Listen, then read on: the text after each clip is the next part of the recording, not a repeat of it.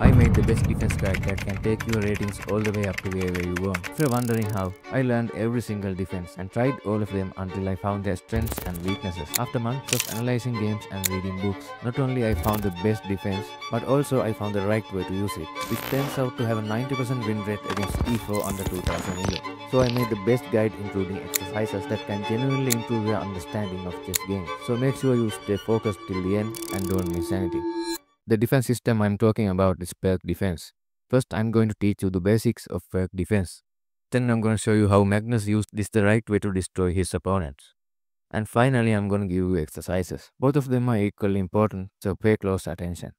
D6, Knight F6, G6, Bishop G7, Castle. 90% of the time they are going to take the full center and we are going to let them do it. We can take out our bishop this way or this way depending on the position. Knight d7 is useful to support these squares when you go for an attack like this. If they push, which they will most of the time, the center is locked so you can start an attack. This is what we are going to play the most and it is very strong.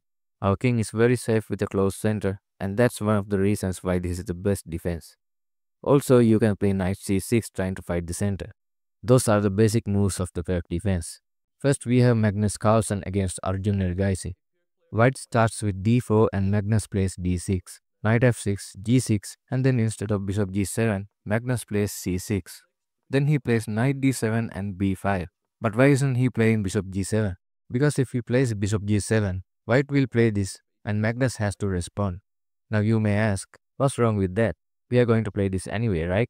Well, there's nothing wrong with that. But if the bishop was here, you don't have to respond because it is protected. You can just continue your attack. So you are winning time. Those kinds of small things matter at the grandmaster level, but you don't have to worry. So b5. Magnus is launching an attack on this side because they castle that way. Magnus plays knight b6 before pushing this pawn, otherwise this knight will come forward. Knight has to go here, otherwise Magnus will bring his knight forward, but now he can't because of this bishop. And Magnus pushes all of his pawns on this side. He trades the bishop for this good knight. Now Magnus is trying to play e6, h5 and knight f5, so his king side will be safe. Arjun sees this and plays bishop h6 to stop h5. Magnus moves the knight blocking his own pawn from playing e6, but there is no better move. Arjun trades the bishop and Magnus goes queen c7. Now he is looking to play c5, h5 attacking the pawn and Magnus plays c5.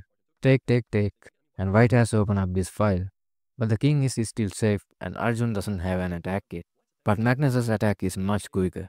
Arjun plays f4, which shows how hard for him to create an attack. Magnus brings the knight, threatening checkmate. If you wonder how, take, take, take, and this is checkmate. So Arjun plays queen f2, adding another defender and also threatening to take this knight on the next move. And Magnus plays a great move here, which is b3. If Arjun takes the knight, Magnus takes the pawn and Magnus will have a new queen. If they take the pawn, this is checkmate. If they take the knight with the queen, take, take and checkmate. So Arjun plays a4 and Magnus trade queens, taking the game to an endgame. Arjun gives a check and moves the knight to escape the checkmate. Magnus plays e6, creating this strong pawn structure. Then Magnus trades a rook and comes to the second rank. King can't move forward. This knight looks very strong, and Magnus slowly but surely took White to death until Arjun resigned here because there is this nice forced checkmate. Next we have a great game from two random FIDE masters.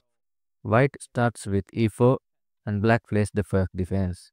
Then White plays bishop e3, giving signs that he might castle this side, which will lead to an attack on our king side, so Black has to stop that. Black plays c6, preparing for an attack on this side. White stops him from advancing. Queen to a5 pinning the knight, threatening to take this pawn on the next move. Queen d2 unpinning the knight. Black plays b5, which is an inaccuracy because of this move. After take, White is better and Black has nothing. But White misses that and Black castles. Both players develop knights and White castles queenside. A few moves later, Black plays a great move, c4. If White takes, Black can take this pawn which will lead to a break which happened in the game.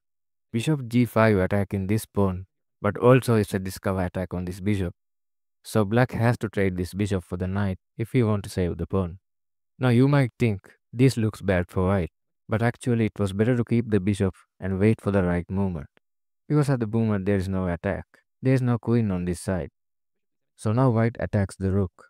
Black attacks the bishop, and now both of these pieces are hanging. Black gives up the pawn and gets his knight to a very strong position. And here white plays bishop c5, which is a mistake, because black can sacrifice the rook. Bishop takes, rook moves, and bishop c3. White loses the rook and black gets a dominant position. This knight is attacking this rook. White moves the rook, keeping the pressure on this pawn.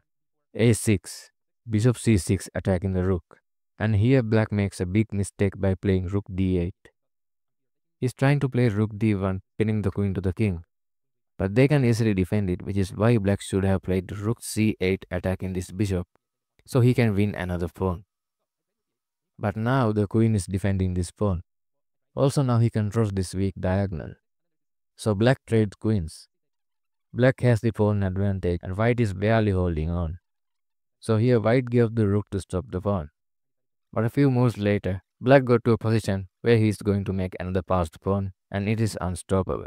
So white resigned. First I'm going to give you an exercise I have mentioned in a previous video, because it is a must-do exercise. So here it is. Before you make any move, you need to look at which piece controls which squares. Look at all the squares they are controlling. Look at all the squares you are controlling, even if you see mate in 1. If you can do this from move 1 to the last move, this will 10x your results. You will minimize blunders, you will play better moves, and ultimately your chess skills will improve. This might be annoying at first, but you will get used to it, and trust me, it's worth it. The second exercise is, after they make a move, ask yourself, what is he trying to do? Are they attacking something? What is their plan? Can you defend it? Ask these questions after every time they make a move. The third exercise is, try to find the best attacks for them. Try to find your weaknesses. Then get rid of your weaknesses and stop them from attacking before you go for an attack. That's all I have for you today. Let me know if you want me to make more videos about Pirc Defense. I'll see you in the next video. Defense first. When you are attacking, most of the time you might not care about their attack much. Because you are like, my attack is better, I'm smarter, you are the one who has to defend. Now that is dog shit. You must defend first, you should stop their attack. You need to make sure you are safe. Only then you can continue your attack. By the way, you need to defense their main threat, not this which is not a big threat. So don't defend things that doesn't even matter. Connecting rooks. You need to make sure your rooks are connected and able to defend each other. If they aren't connected, they will attack them out of nowhere. For an example, in this position, white rooks are not connected. So after few moves, black decides to teach him a lesson. But connected rooks makes the position 10 times stronger.